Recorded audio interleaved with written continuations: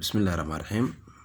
Macalin soo dhawow cashirkeena guda galin hadduu ilaahay yiraah. Maanta cashirkan qaadan doono waa r hadduu ilaahay idmo, maadaama q aad soo qorata adeeg aaday u saxan tahay. Aan bilowno.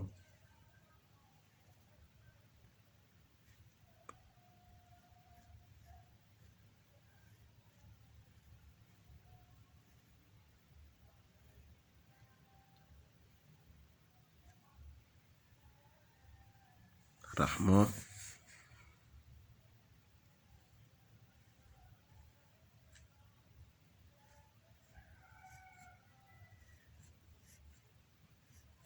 raac